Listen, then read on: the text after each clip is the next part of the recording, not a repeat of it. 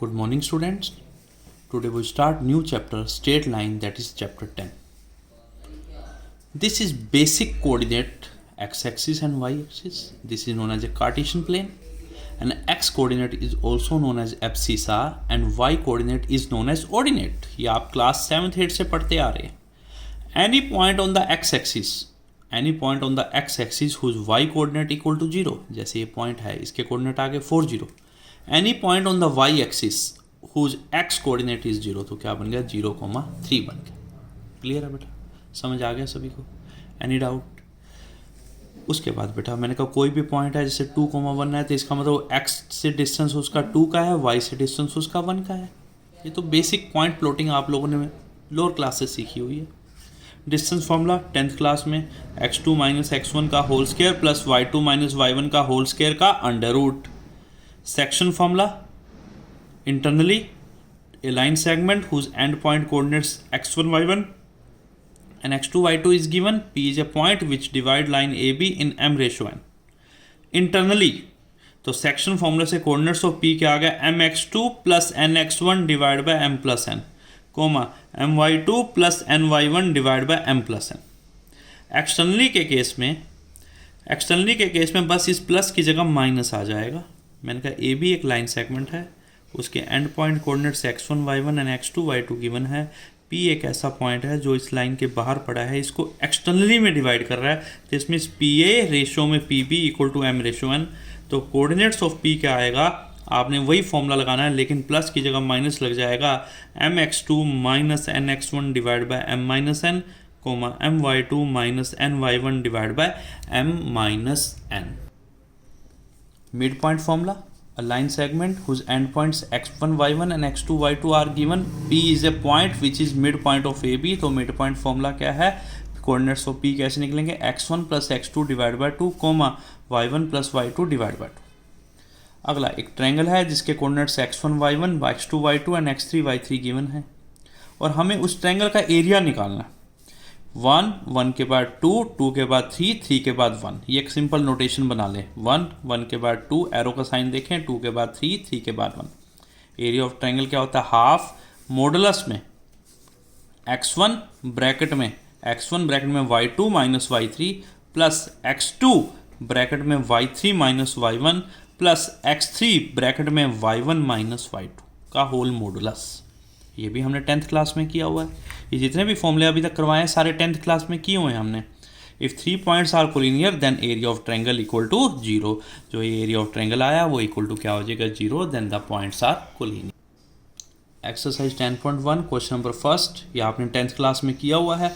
Plot the points on a Cartesian plane. The very first है 0,7. ये दूसरा point क्या है -4,5. थर्ड पॉइंट क्या है हमारे पास 5,-5. फोर्थ पॉइंट क्या है हमारे पास 4,-2. इन सबको ज्वाइन कर लिया, एक क्वाड्रेटर बन गई. अब मुझे इस क्वाड्रेटर का एरिया बताना है.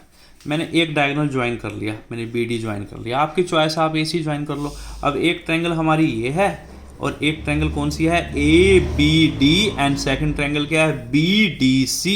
दोनों का एरिया निकाल लो. एरिया ऑफ ट्रायंगल से हाफ मॉडुलस में x1 into y2 minus y3 plus x2 into y3 minus y1 plus x3 into y1 माइनस y2 का होल मॉडुलस. आप यहाँ से एरिया निकाल लीजिए, फिर इस ट्रायंगल का निकाल लो, दोनों ट्रायंगल को ऐड कर देंगे तो that becomes the area of whole quadrilateral. ऐसा 10th क्लास में बहुत क्वेश्चन किए हैं आपने. Question second, the base of an equilateral triangle with side 2a lie on y axis such that the mid point of the base is at origin. Find the vertices of triangle ABC. एक equilateral triangle है जिसकी side 2a है और जिसका base y axis पे है. ये equilateral triangle है, ये बेस y एक्सिस पे है. ये this is an equilateral triangle जिसका बेस y एक्सिस पे है और साइड 2a है. ये भी 2a, ये भी 2a, ये भी 2a. अगर ये पूरी 2 है तो आधी क्या होगी a, ऊपर वाली, और नीचे वाली आधी भी क्या होगी a. ऊपर वाली अगर प्लस a है तो नीचे वाली हमारे पास क्या हो जाएगी माइनस a हो जाएगी. ये पॉइंट B किस एक्सिस पे है, y एक्सिस पे है, तो उसके कोऑर्डिनेट क्या हो जाएंगे 0,a. Point on y axis, x coordinate उसका 0 होगा, y कोऑर्डिनेट a होगा. C पॉइंट भी y एक्सिस पे, x कोऑर्डिनेट 0, इधर क्या आएगा -a. अब बेटे ये मैंने राइट ट्रायंगल ले ली AOB में. पाइथागोरस थ्योरम क्या कहता है, hypotenuse square equal to base square plus perpendicular square. Hypotenuse क्या है 2a है, बेस क्या है x है, परपेंडिकुलर क्या है a है। तो 2a का square equal to X square plus A square को इधर ले आओ, 4a square minus A square equal to X square equal to 3a square, X क्या आ गया प्लस माइनस रूट 3a। तो a के कोऑर्डिनेट a पॉइंट हमारा x एक्सिस पे है तो y कोऑर्डिनेट तो 0 होगा, तो x क्या निकला प्लस माइनस रूट 3a, और ये हमारा क्या आ गया आंसर आ गया। ये भी आपने क्लास 10th में किया होगा question. Question number 3, find the distance between points P x1 y1 and Q x2 y2 when PQ is parallel to y axis. Second part, when PQ is parallel to x axis. PQ parallel to y axis. बेटे PQ line parallel to y axis है। बेटे P के coordinates क्या हैं? Basic आपने coordinate में किया हुआ है कि अगर ये पॉइंट इधर देखिए, अगर ये पॉइंट हमारा x, y है तो दिस मीन्स ये डिस्टेंस हमारा कितना होता है x होता है, और ये डिस्टेंस हमारा कितना होता है y होता है। ये डिस्टेंस हमारे पास कितना है x है, ये डिस्टेंस हमारे पास कितना y है। तो पी क्यू P इसके कोऑर्डिनेट्स हैं x1 y1, इसके हैं x2 y2। तो बेटे अगर P की बात करता हूँ तो ये डिस्टेंस हमारा x1 है, ये डिस्टेंस हमारा y1 है। Q की बात करता हूँ तो ये Q का है, ये डिस्टेंस हमारा x2 है, ये डिस्टेंस हमारा y2 है। अब देखिए ये पूरा यहाँ से लेके यहाँ तक ये पूरा y1 है, और ये वाला कितना है y2 है। इस पूरे में से अगर मैं y1 माइनस कर दूंगा तो ये आ जाएगा कितना y1 माइनस y2।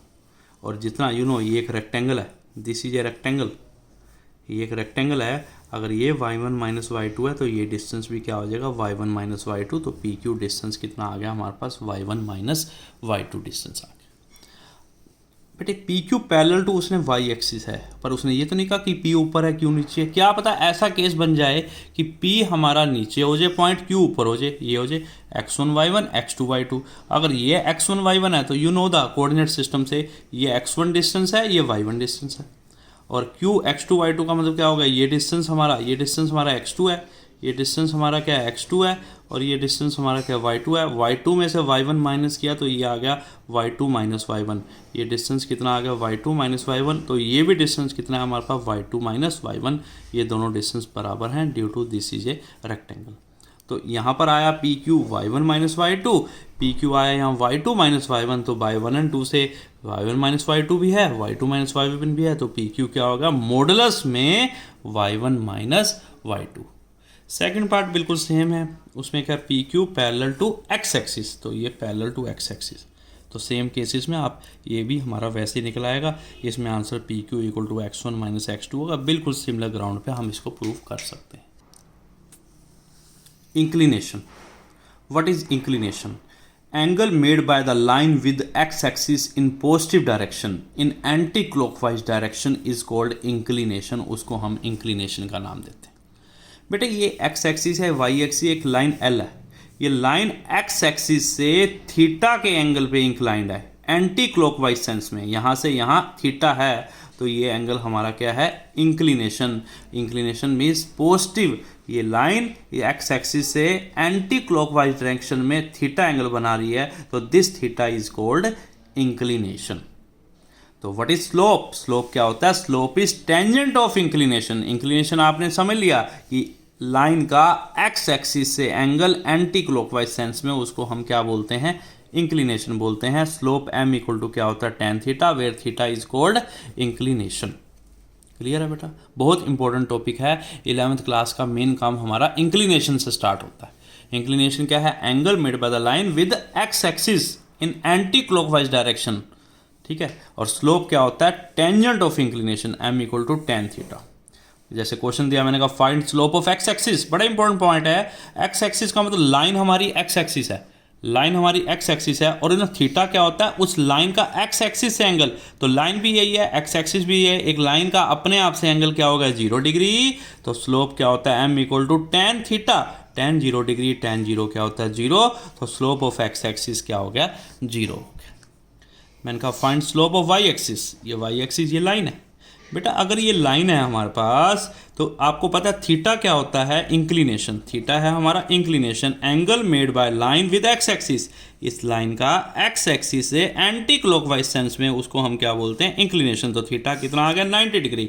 और tan 90 इक्वल टू क्या होता है? इन्फिनिटी। तो slope of y axis infinity. Infinity का मतलब not defined.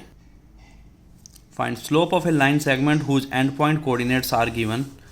x1 y1 and x2 y2, एक लाइन जिसके एंड पॉइंट कोऑर्डिनेट्स हमें गिवन है x1 y1 and x2 y2, मुझे उसका स्लोप निकालना है।